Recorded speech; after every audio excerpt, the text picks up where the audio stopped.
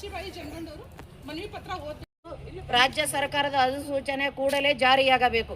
ಸರ್ಕಾರಿ ಆದೇಶವಾಗಿ ಮಾರ್ಪಾಡಾಗಬೇಕು ಮತ್ತು ಬಜೆಟ್ಟಿನಲ್ಲಿ ವೇತನದ ಅನುದಾನವನ್ನು ಮೀಸಲಿಡಬೇಕು. ಎರಡನೇದು, ಹೊರಗುತ್ತಿಗೆ ಪದ್ಧತಿಯನ್ನು ರದ್ದುಗೊಳಿಸಿ ಕಾರ್ಮಿಕರ ಸೇವೆಯನ್ನು ಕಾಯಂ ಮಾಡಿ ಅಲ್ಲಿಯವರೆಗೆ ಇಲಾಖೆಯಿಂದಲೇ ನೇರವಾಗಿ ವೇತನ ಪಾವತಿಸಿ ಮತ್ತು ಸೇವಾ ಭದ್ರತೆ ಒದಗಿಸಬೇಕು.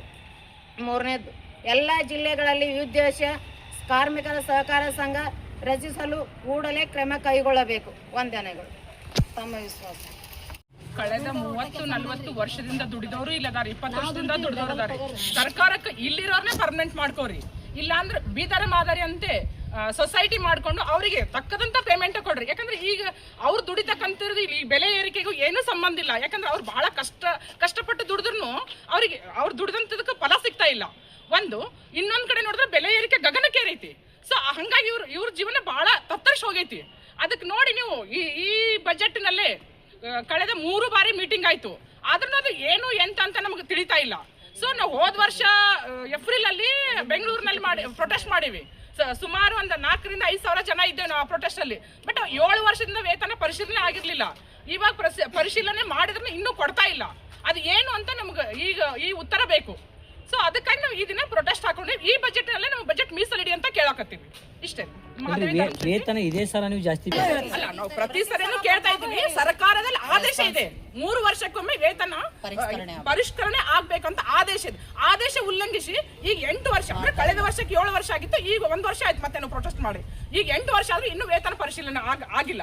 ಒಂದು ಕಡೆ ಆದ್ರೂ ಈಗಿರೋ ಬಂಡವಾಳಶಾಹಿ ವ್ಯವಸ್ಥೆಯಲ್ಲಿ ಅದು ಅವರು ಇದು ಫೈಟ್ ಮಾಡಕ್ ಅಂದ್ರೆ ಇಷ್ಟು ಕೊಟ್ರೆ ನಾವ್ ಹೆಂಗ್ ಕೊಡೋನು ಅಂತ ಅವ್ರು ಫೈಟ್ ಮಾಡಾತಾರ್ರಿ. ಸೊ ಅದಕ್ಕಾಗಿ ನಮ್ದನ್ನ ಮುಂದುವರ್ಸ್ಕೊಂಡು ನಮ್ದೇನ್ ವೇತನ ಪರಿಶೀಲನೆ ಅದು ಪರಿಶೀಲನೆ ಮಾಡಿ ನಮ್ಗೆ ತಕ್ಕ ವೇತನ ಕೊಡ್ರಿ, ನಮ್ಗೆ ಪರ್ಮನೆಂಟ್ ಮಾಡ್ಕೊಡ್ರಿ.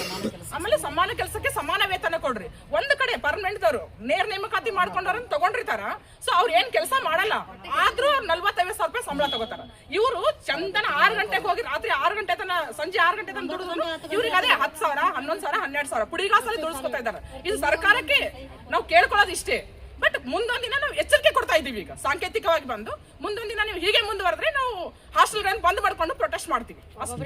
ಮಹಾದೇವಿ ಧರ್ಮಶೆಟ್ಟಿ, ಹಾಸ್ಟೆಲ್ ಯೂನಿಯನ್ ಜಿಲ್ಲಾ ಕಾರ್ಯದರ್ಶಿ. ಹಾಸ್ಟೆಲ್ ನಾವು 30 ವರ್ಷ ಆತ್ರಿ ಮಾಡಾಕತ್ತ 300 ರೂಪಾಯಿದಾಗ ಮಾಡಾಕತ್ತೇವು. 30 ವರ್ಷ 20 ವರ್ಷ ಮೇಲ್ಪಟ್ಟಿದ್ದವ್ರನ್ನ ಗೌರ್ಮೆಂಟ್ ಮಾಡ್ಕೋತ ಹೇಳಿ ಕೇಳ್ಕೊತೇವ್ರಿ. 10 ವರ್ಷ 5 ವರ್ಷ ಬಿಡ್ರಿ ಅವ್ರನ್ನ. ಈಗ ರಿಟೈರ್ಡ್ ಆಗಿ ನಾವು ಶುಗರ್ ಬಂದು ನಾವು ನಿಗ್ರಾಕೋತೇವೆ. ಇನ್ನು ರಿಟೈರ್ಡ್ ಆಗೋತ್ತ ಗೌರ್ಮೆಂಟ್ ಮಾಡ್ಕೊಂಡು ನಾವೇನ್ ಮಾಡೋಣ್ರಿ? ಅದಕ್ಕೆ ಈಗ ಯಾರ್ದು ಸರ್ವಿಸ್ ಹೆಚ್ಚಾಗೈತೆ ಅವ್ರನ್ನ ಗುತ್ತಿಗೆದಾರದಿಂದ ತೆಗೆದು ಗೌರ್ಮೆಂಟ್ ಮಾಡ್ಕೊಳಕ್ ಪ್ರಯತ್ನ ಮಾಡ್ರಿ.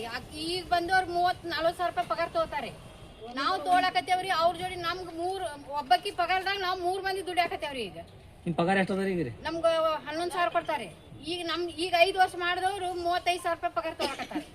ನಾವು 23 ವರ್ಷ ಆತ್ರಿ ಹೋಗಾಕತ್ತಿ. ನಾವು ಹೋಗಾಕತ್ತಿ 23 ವರ್ಷ ಆತ್ರಿ. 300 ರೂಪಾಯಿದಾಗ ನಾವು ದುಡಿಯಾಕತ್ತೇವ್ರಿ. ಈಗ ಅವ್ರಿಗೆ ನಮ್ಗ ಇದು ಮಾಡಿದ್ರೆ ಹೆಂಗಾಗತ್ರಿ? ಈಗ ಸರ್ವಿಸ್ ಆದವ್ರನ್ನ ತುಂಬ್ಕೊಂಡ್ರಿ ರಿಟೈರ್ಡ್ ಆಗೋ ಟೈಮ್ ಕರೆ ಇಷ್ಟು ಆತ ನಮ್ಮ ಸಂಬಳ ನಮ್ಮ ಗೌರ್ಮೆಂಟ್ ಆತ ಅನ್ನೋದವ್ರೆ ನಾವು ಮಾಡ್ಕೊಂಡು ಹೋಗ್ತೇವೆ. ಈಗ ಹಿಂದಿತ್ತವ್ರನ್ನ 5 ವರ್ಷ ಇದ್ದವ್ರನ್ನ 10 ವರ್ಷ ಇದ್ದವ್ರನ್ನ ಇಷ್ಟ್ರು ಪರ್ಮಿಟ್ ಮಾಡ್ಕೋತಂದ್ರೆ ಅಲ್ರಿ. ಅದು ಮುಂದಿತ್ತವ್ರದಾರೆ ಮಾಡ್ಕೊಂಡು ಹೋದ್ರೆ ನಡೀತೈತ್ರಿ. ನಮ್ಗತ್ತೆ ಅವ್ರಿಗೂ ಸರ್ವಿಸ್ ಆತಂದ್ರೆ ತುಂಬ್ಕೊಳ್ಳಲ್ರಿ, ಬ್ಯಾಡ ನಂಗಿಲ್ಲ. ರೇಣುಕಾ ರಮೇಶ್ ಎಂಬುದೇರಿ, ಕೋಲಾರ. ಕರ್ನಾಟಕ ಸರ್ಕಾರ, ಬೆಂಗಳೂರು. ಮನವಿ ಪತ್ರ.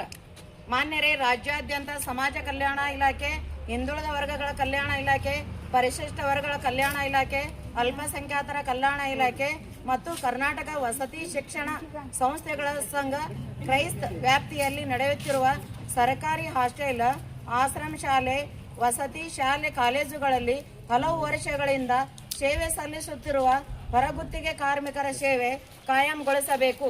ಪರಿಷ್ಕೃತ ಕನಿಷ್ಠ ವೇತನ ಕೂಡಲೇ ಜಾರಿಗೊಳಿಸಬೇಕು ಹಾಗೂ ಎಲ್ಲ ಜಿಲ್ಲೆಗಳಲ್ಲಿ ವಿವಿಧ ಕಾರ್ಮಿಕರ ಸಹಕಾರ ಸಂಘ ರಚಿಸಲು ಕೂಡಲೇ ಕ್ರಮ ಕೈಗೊಳ್ಳಬೇಕು ಎಂದು AIUTUCಗೆ ಸಂಯೋಜಿತವಾದ ಕರ್ನಾಟಕ ರಾಜ್ಯ ಸಂಯುಕ್ತ ವಸತಿ ನಿಲಯ ಕಾರ್ಮಿಕರ ಸಂಘ ಕರ್ನಾಟಕ ರಾಜ್ಯ ಸಮಿತಿ ತಮ್ಮಲ್ಲಿ ಮನವಿ ಮಾಡುತ್ತದೆ.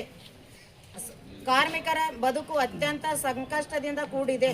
ಸರ್ಕಾರಿ ಇಲಾಖೆಗಳಲ್ಲಿ ದುಡಿಯುತ್ತಿದ್ದರೂ ಕನಿಷ್ಠ ವೇತನ, PF, ಪ್ರಜೆ ಸೇರಿದಂತೆ ಇನ್ನೂ ಅನೇಕ ಕಾನೂನುಬದ್ಧ ಸೌಲಭ್ಯಗಳು ಪಡೆಯಬೇಕಾದರೆ ಹರಸಾಹಸ ಪಡಬೇಕಾಗಿದೆ. 10 ವರ್ಷಗಳಿಂದ ಕೆಲಸ ಮಾಡುತ್ತಿದ್ದರೂ ಕಾರ್ಮಿಕರ ಕೆಲಸದ ಭದ್ರತೆ ಇಲ್ಲ, ದಿನನಿತ್ಯ ಅಭದ್ರತೆಯಲ್ಲೇ ಕೆಲಸ ಮಾಡಬೇಕಿದೆ. ಸಾವಿರಾರು ಕಾರ್ಮಿಕರು ಇದೇ ಕೆಲಸವನ್ನೇ ನಂಬಿ ಬದುಕುತ್ತಿದ್ದಾರೆ. ಇವರೆಲ್ಲರೂ ಕಾಯಂ ಸ್ವರೂಪದ ಕೆಲಸ ಮಾಡುತ್ತಿದ್ದರು, ಅತ್ಯಂತ ಅಪಾಯಕಾರಿ ವೃತ್ತಿಯಲ್ಲಿದ್ದರು. ಸರ್ಕಾರ ಈವರೆಗೆ ಇವರನ್ನು ಕಾಯಂಗೊಳಿಸಿಲ್ಲ. ಕನಿಷ್ಠ ಪಕ್ಷ ಇವರನ್ನು ಒಳಗುತ್ತಿಗೆ ಆಧಾರದ ಮೇಲೂ ತೆಗೆದುಕೊಂಡಿಲ್ಲ. ಬದಲಿಗೆ ಗುತ್ತಿಗೆದಾರರ ಮೂಲಕ ವೇತನ ಜೀತ ಪದ್ಧತಿಗೆ ನೂಕಿದಂತಾಗಿದೆ. ಕಾಯಂ ನೇಮಕಾತಿ ಕುರಿತು ಕಾರ್ಮಿಕ ನ್ಯಾಯಾಲಯ, ಉಚ್ಚ ನ್ಯಾಯಾಲಯಗಳ ಆದೇಶಗಳನ್ನು ಉಲ್ಲಂಘಿಸುತ್ತಾ ಕಾರ್ಮಿಕ ಕಾನೂನುಗಳನ್ನು ಗಾಳಿಗೆ ತೂರಿ ಅನ್ಯಾಯ ಎಸಗುವ ಗುತ್ತಿಗೆದಾರರಿಂದ ಮುಕ್ತಿಗೊಳಿಸಬೇಕು ಎಂಬ ಕಾರ್ಮಿಕರ ನಿರಂತರ ಹೋರಾಟ ಮತ್ತು ಬೇಡಿಕೆಗೆ ಸ್ಪಂದಿಸಿ ರಾಜ್ಯ ಸರ್ಕಾರ ಎಲ್ಲ ಜಿಲ್ಲೆಗಳಲ್ಲಿ ವಿವಿಧ ಸಹಕಾರ ಸಂಘ ರಚಿಸುವ ನಿರ್ಧಾರ ಮಾಡಿರುವುದು ಶ್ಲಾಘನೀಯ. ಆದರೆ ಸಹಕಾರ ಸಂಘ ರಚಿಸುವ ಪ್ರಕ್ರಿಯೆ ನೆನಗುದಿಗೆ ಬಿದ್ದಿದೆ. ಕೆಲ ಜಿಲ್ಲೆಗಳಲ್ಲಿ ಜನವರಿ 2025ರಿಂದಲೇ ಸಹಕಾರ ಸಂಘ ರಚಿಸುವ ಪ್ರಕ್ರಿಯೆ ಪ್ರಾರಂಭವಾಗಿದ್ದು, ಸಾವಿರಾರು ಸಂಖ್ಯೆಯಲ್ಲಿ ಕಾರ್ಮಿಕರು ರೂಪಾಯಿ 1,000 ಪಾವತಿಸಿ ಸದಸ್ಯರು ಕೂಡ ಆಗಿದ್ದಾರೆ. ಆದರೆ ಸಹಕಾರ ಸಂಘ ಇಲ್ಲಿವರೆಗೂ ಸಂಪೂರ್ಣವಾಗಿ ರಚನೆಯಾಗಿ ತನ್ನ ಕೆಲಸ ಕಾರ್ಯಗಳನ್ನು ಪ್ರಾರಂಭಿಸಿಲ್ಲ. ಸರ್ಕಾರಕ್ಕೆ ಕಳಿಸಿತ್ತು. ಲಕ್ಷಾಂತರ ಸಂಖ್ಯೆಯು ಕಾರ್ಮಿಕರು ಅತ್ಯಂತ